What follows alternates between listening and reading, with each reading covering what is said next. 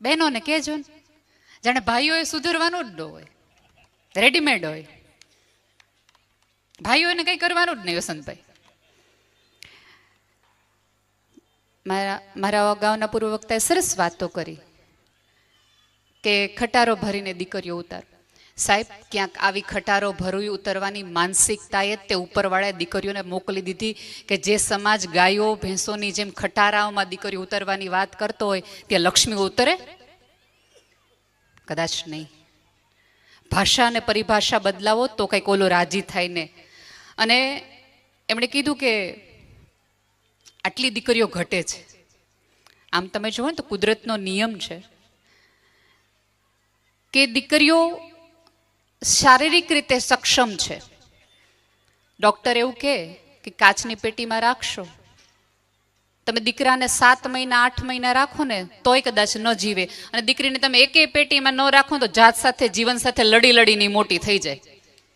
એટલે અમને શ્વાસ સાથે લડતા આવડે છે ને, એટલે 990 જેટલી જે તમે કહો છો એટલી અમારી પાસે છે. અને કુદરતને ખબર છે કે આ વધારાના જે આટલા ભાઈઓ છે ને કંઈ બહુ લાંબુ ટકી નહીં શકે, શ્વાસ સાથે લડી નહીં શકે. એટલે કુદરત બેલેન્સ કરી જ લે છે ને. એના ઓલામાં બહુ માથાકૂટ ન કરવી. વાત મારે પરિવારની કરવાની છે. આજે પણ જગત એવું માને છે કે ઈંટ, રેતી, ચૂનો, પથ્થરથી જે મોટા મોટા બંગલાઓ બનાવો એને ઘર કહેવાય છે. પણ મીઠો આવકાર છે ને એ સ્ત્રી આપે. તમારું ગમે એવું ઘર રૂડું હોય પણ આંગણું રૂડું છે ને એ સ્ત્રીના આવકાર થકી લાગે. અહીંયા બેઠેલા પેલા હરોળના ભાઈઓ અત્યારે સાંજે ફોન કરે કે હું 4 જણાને લઈને આવું છું ને ફોન ન ઉપાડીએ તો? તમારો ગમો એવો મોટો મોટો રાજપાઠ બાર હોય, ઘરે આવીને તમે સહેજામથી આમ કરો તો?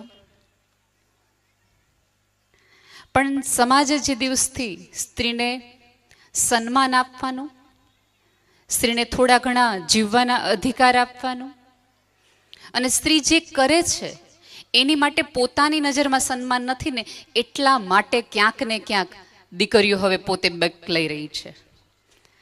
આપણે એવું હજી માનીએ છીએ કે દીકરીઓનો જ બધો વાંક છે. આપણને ક્યારેક એવું લાગે કે દીકરીઓ બીજા સમાજમાં લગ્ન કરે છે. ક્યારે પૂછ્યું છે ખરું પોતાની જાતને કે આવું થાય છે? કે આ સમાજ આટલો બધો સુગ્ન છે, આ સમાજ આટલો બધો સુંદર છે, આ સમાજમાં આટલી બધી સારી વાતો છે, તેમ છતાં કેમ આવું થાય છે? એનું કારણ એ છે કે સમાજમાં દીકરીઓ જોવે છે. અને અત્યારે બધાની એક મોટી મોટી ફરિયાદો છે કે અત્યારની દીકરીઓને રસોડામાં જવું જ નથી ગમતું. બધાને એવું લાગે શું કામ જવું નથી ગમતું? કારણ કે અત્યારની ભણેલ ગણેલ દીકરીએ પોતાની માને 20 વર્ષ 22 વર્ષ રસોડામાં 8-8 કલાક લેખે કામ કરતા જોઈ, અને એણે જોયું કે આટલું મારી માએ ઘસારો કર્યો, તેમ છતાં એક પુરુષ 20-25 વર્ષે એમ કહે છે કે તે કર્યું હું. આવું કર્યું હોય માટે દીકરીઓ નક્કી કરે છે કે આટલું કર્યા પછી જો મારી માની સ્થિતિ આવે ને તો આપણે રસોડામાં જવું જ નથી. બોલાવી લ્યો ઝોમેટો સ્વિગી વાળા. જે દિવસે આપણને સન્માન થશે ને સ્ત્રીના આ બધા કામો માટે, તે દિવસે સ્ત્રીને રસોડામાં હરખથી અત્યારની યુવા પેઢીને જવું ગમશે કે ના. દાળ તમારી સરસ થાય ત્યારે તમે કોઈ દિવસ દાળના વખાણ ન કરો, પણ એક દિવસ દાળમાં મીઠું હોય તો તરત થાળીઓના ઘા થવા માંડે. મીઠું નાખતા ભૂલી ગઈ. પણ આટલા દિવસ સરસ દાળ બની હતી તે દિવસે વખાણ કરવાની કોઈની ઈચ્છા ન થઈ. બધા દિવસે સરસ જ બનાવે તો એમાં પાછા આપણે કે સારું હોય એમાં શું કહેવાનું, સારું જોઈને. ના, એવું નથી. હવે સમાજે ભાષા બદલાવી છે. અહીંયા બધા સોશિયલ મીડિયા વાપરે છે. કેમ બધાને સોશિયલ મીડિયા ઉપર રહેવું બહુ ગમે છે? જાણે અજાણે જે બધા જ વાતો કરે છે ને બધા રહેતો છે જ તે. કારણ કે સોશિયલ મીડિયામાં તમે સારા ન હો ને તોય તમારા લોકો વખાણ જ કરે છે. કા દિલ દે કા અંગૂઠો દે વિશાલભાઈ.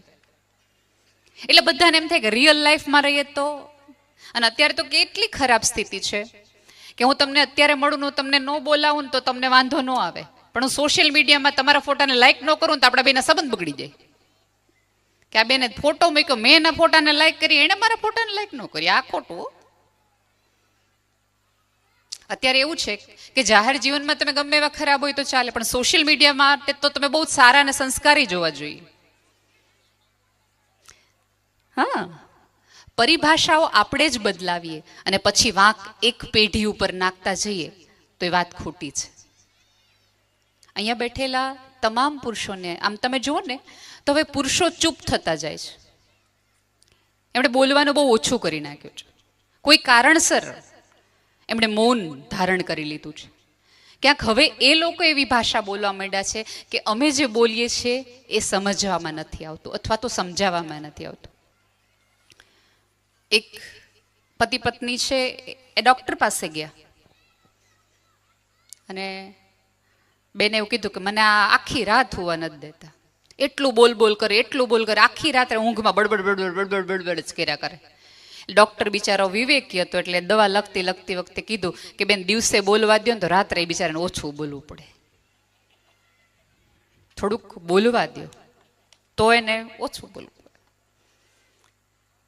પણ આમાં એવું છે કે પુરુષ જ્યારે બોલવાની શરૂઆત કરે છે એટલે ઘણી વખત મારી જ ફરિયાદ હોય છે કે ભાઈઓ ઘરે કાંઈ વાત જ નથી કરતા એના મૂંઝારાની તકલીફની.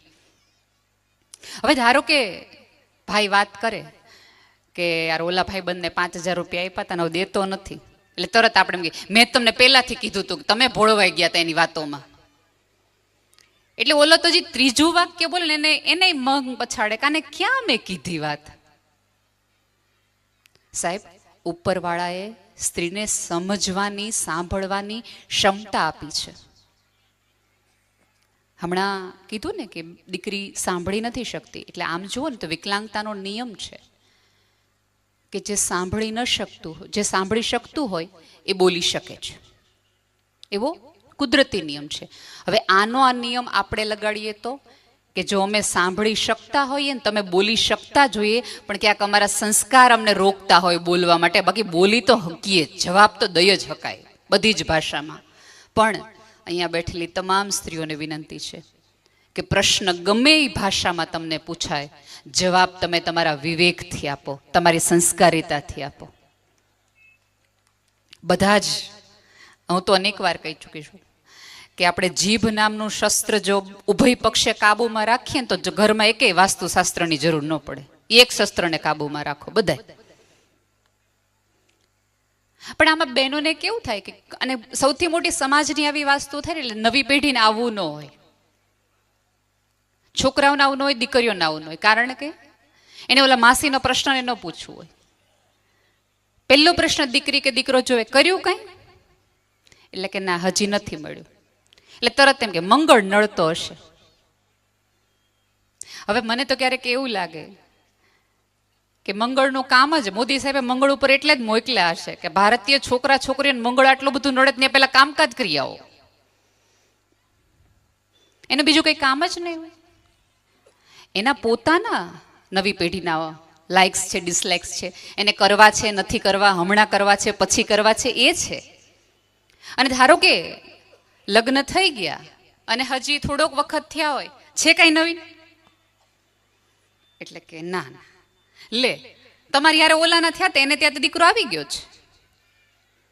એટલે હજી સામેવાળી બીજી કોઈ વ્યક્તિ કઈ પૂછે કારવે એટલે તરત બીજી વસ્તુ શરૂ થઈ જાય. ઓલા ડોક્ટરની દવા લેવા જેવી છે, એનું કામ બહુ સારું છે, 3 મહિના દવા લ્યો ને તો તરત જ સંતાન થઈ જાય છે.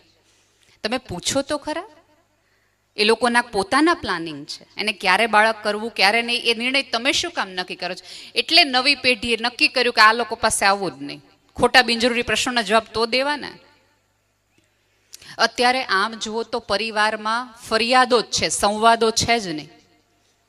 આ રૂપાલા સાહેબ આવે ને તો આપણે કેવું છે કે એમને તો મોદી સાહેબ સાથે ઓળખાણ છે, વર્ષમાં કમ્પલસરી 3 દિવસ લોકડાઉન રાખો, એકબીજાના હારે ઘરમાં રહે તો ખરા. કારણ કે આપણને આટલા વર્ષોના આટલા દિવસોના લોકડાઉનમાં આપણને ખબર પડી ગઈ કે બધું બંધ થઈ જાય તો કાંઈ ફેર નથી પડી જતો, કાંઈ કોઈનો તકલીફ પડી. 3 મહિના ઘરમાં હતા બધા, કાંઈ કોઈને ફેર 10માં 12માં કાંઈ પણ વાળા. એટલે કમ્પલસરી 3 દિવસ લોકડાઉન રાખો. લોકડાઉન ન રાખો તો કાંઈ નહીં. અહીંયા બેઠેલા તમામને વિનંતી છે કે દિવાળી છે, સારા દિવસો છે, એ પોતાના વડીલો સાથે કરો. આપણે સૌથી વધુ ફરવા જવાનો અત્યારે એક ટ્રેન્ડ ગુજરાતીઓમાં વિકસ્યો છે. હું એવું નથી કહેતી કે ફરવા ન જાવ, જવું જ જોઈએ, પણ દિવાળીમાં એ સારા 5 દિવસોની અંદર તમારા પોતાનાઓ સાથે રહ્યો. જો શાસ્ત્રોમાં છે ને એક નિયમ છે,